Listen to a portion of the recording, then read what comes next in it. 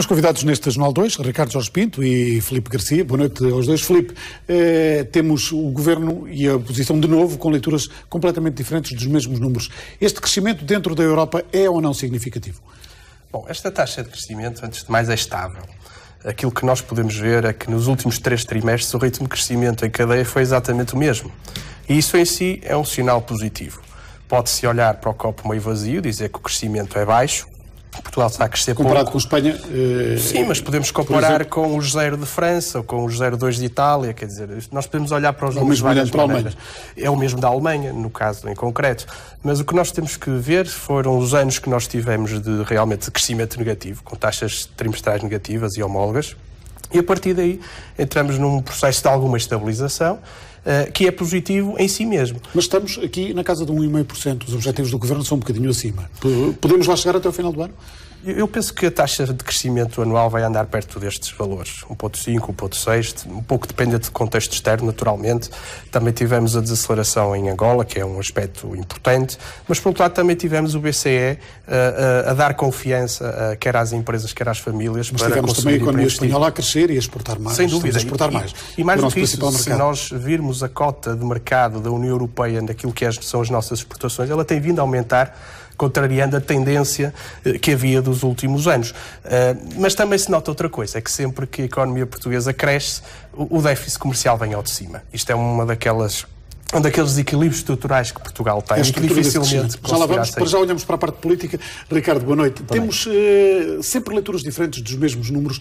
As pessoas que lá estão em casa entendem e, de alguma forma, podem olhar para este debate à volta dos números na hora de decidirem quem votam? Eu penso que não, até porque há muita demagogia à volta dos números e as leituras são depois tão diferentes que as pessoas acabam, na verdade, confundidas. Mas eu diria que, pesando os pratos da balança, é o Governo quem mais tira proveito político destes números, por duas razões. Boa máquina para transmitir esta informação. É verdade, e tem sido hábil a explorar politicamente esta matéria, mas há duas razões que me fazem crer que estes números são mais positivos para o Governo do que para a oposição. O primeiro tem a ver com o facto de isto revelar que as pessoas estão com mais confiança na economia. Ora, quando as pessoas estão com mais confiança na economia, estão com mais confiança no Governo, e isso pode ser um sinal preocupante para a oposição. Segundo aspecto, e é também muito importante para a oposição, é que estes números, na verdade, vêm deitar por terra as teses de que a austeridade é completamente má e de que tínhamos entrado numa espiral recessiva da qual dificilmente iríamos sair. Também não mostra o crescimento prometido, o tal crescimento robusto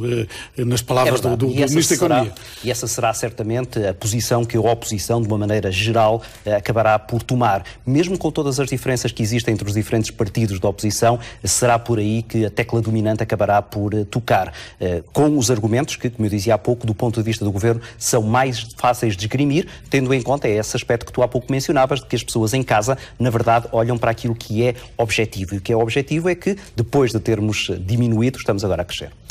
Olhamos agora para o que faz este crescimento. Temos, de novo, o consumo interno aqui a pesar e temos um desequilíbrio que começa a ser, digo eu, evidente. Estamos a importar mais do que a exportar, contrariando a tendência dos últimos tempos, nomeadamente durante a crise.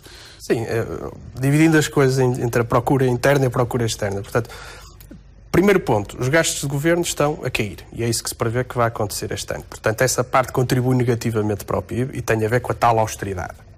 Do ponto de vista do consumo privado, aí sim vemos um crescimento e que já vem do ano passado, a que não é alheio a descida do desemprego, o aumento do crédito. O aumento da confiança e era aí que ia chegar também. E também ao grande aumento do crédito ao consumo que se tem verificado. No fundo, estamos a consumir, mas endividando-nos. De novo, o consumo, o endividamento privado pode aumentar.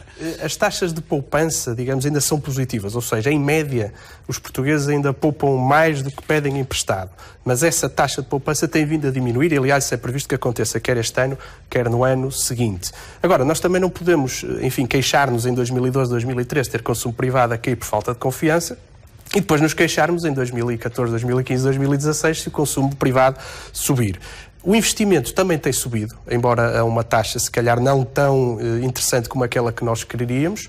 Depois temos este desequilíbrio externo que é estrutural. Nós temos, enfim, menos de 5 anos em toda a nossa história, se quisermos, recente, em que tivemos balança comercial superavitária.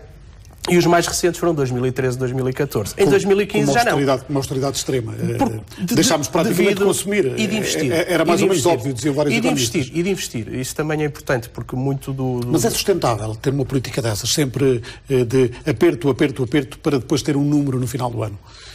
Eu diria que, do ponto de vista da estratégia que está a ser seguida e que, em primeiro lugar, tem de facto o controle das contas públicas como objetivo, mas que é importante, porque nós já percebemos através de outros países, e podemos falar nisso, que o descontrole das contas públicas depois tem efeitos recessivos no resto da economia. Mas tendo isso como ponto de partida, o resto vai sendo feito através daquilo que é a nossa integração económica. Portugal não é uma economia fechada, não é uma economia dirigida, e portanto aquilo que não nos vai acontecendo também tem muito a ver com aquilo que vai acontecendo à nossa volta. No fundo, este crescimento também pode ser explicado com o que está acontecendo na Europa e nos nossos principais mercados, sem dúvida, nomeadamente a Espanha. Nós não podemos dizer que Portugal não é uma economia integrada, claro que é.